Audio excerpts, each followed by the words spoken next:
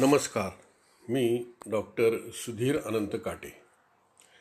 पावसाळा सुरू झाला की निसर्गातील चैतन्य, रंगछटांचे वैविध्य, मेघांच्या हालचाली, सूर्यकिरणांची जमिनीवर यायची लगबग, कधी पावसाची भुरभुर, कधी सरसर तर कधी धुवाधार याचा भरभरून आनंद सर्वांनाच मिळत असतो. मेघ नसतील तेव्हा निळनिळं असलेलं अथांग आभाळ, स्वच्छ वातावरण, सभोवताली डोंगरावर, जमिनीवर सर्वत्र हिरवाईची चादर, हिरव्या रंगाच्या कितीच्या काय प्रकार छटा पाहावयास मिळतात. माझ्या घराच्या कुंपणाच्या आत अर्ध्या भागावर मी फरशी घातलेली नाही. तिथे तर 20-25 प्रकारचे गवताचे, क्षुपांचे हिरवे रंग बघायला मिळतात. आघाडा, दुर्वा, भुईआवळा, ब्राह्मी ही त्यातील काही क्षुपांची नावं. अनेक प्रकारचे गवताचे प्रकार आपोआप उगवलेले असतात. त्यांच्या नावाची मला माहिती नाही. प्रत्येक पानांची हिरवी छटा वेगळी, मनमोहक. डोंगरावर, सपाट भागावर चहूकडे हिरवळ मन प्रसन्न करत असते. पावसाळ्यातील वातावरणाचे कुणीही केलेलं वर्णन हे शेवटी कांदा भजी आणि चहा यावर येऊन थांबते. तद्वतच मीही कांदा भजी आणि चहा तुम्हाला माझ्या दवाखान्यात येऊन खायचं निमंत्रण देतो आणि आजचा मूळ विषय पुढे चालू करतो.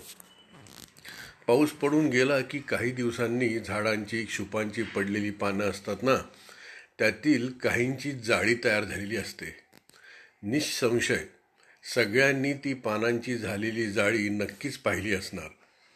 त्यानंतर मनात उठणारे आश्चर्याचे, आनंदाचे तरंगही अनुभवले असणारच. तसेच आनंदाचे क्षण दरवर्षी माझ्या आयुष्यात येतात. घरासभोवती बागेत आंबा, गुलाब, तगर, लिंबू, गोकर्ण इत्यादी पानांची जाळी झालेली अनेकदा सापडते. काही वर्षांपूर्वी मी अनेक साठवलेल्या होत्या तशा पानांच्या झालेल्या जाळ्या, पण हल्ली त्या काही सापडत नाहीत. पण नव्याने मी त्या गोळा करून ठेवल्या आहेत पुस्तकात. ती जाळी एवढी सुरेख आणि नाजूक असते ना, की पुस्तकाला जर बोलता येत असतं तर त्यानं रागावून सांगितलं असतं, अरे ती जाळी तुटेल ना माझ्या कागदी पानांनी, ती माझी भावंडातलीच आहे, हळू नीट ठेवत जा. बघा देव तरी कसं असतं बघा. शेवटी पानच ती, निसर्गातील काय, पुस्तकातील काय. ज्ञान, आनंद देतातच, शिवाय नामबंधू म्हणून एकमेकाला आधार देतात, सांभाळून घेतात. हे पुस्तकाला माहीत नसतं असं नाही, पण त्याची विवंचना, त्याला कोण काय करणार. असो, एका मासिकात मी सध्या गुलाब, आंबा आणि तगर यांच्या पानांची झालेली जाळी ठेवलेली आहे.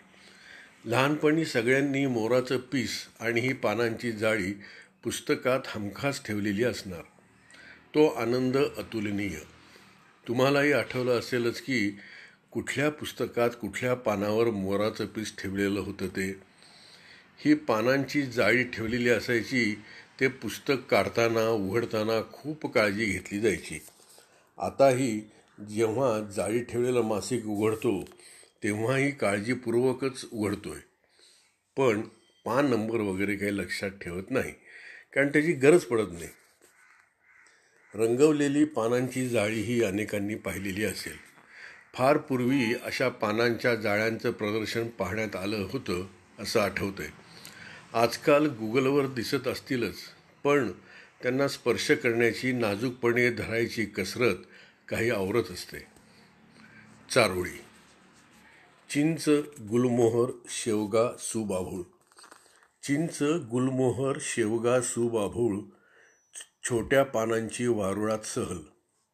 चिंच, गुलमोहर, शेवगा, सुबाभूळ छोट्या पानांची वारुळात सहल. सोपं नव्हतंच चालणं. चढ उतार, वारुळातही मजल दर मजल.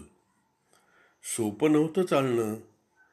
चढ उतार, वारुळातही मजल दर मजल. चिंच, गुलमोहर, शेवगा, सुबाभूळ छोट्या पानांची वारुळात सहल. चिंच, गुलमोहर, शेवगा, सुबाभूळ छोट्या पानांची वारुळात सहल, सोपं नव्हतंच चालणं. चढ उतार, वारुळातही मजल दर मजल. प्राजक्त. धन्यवाद.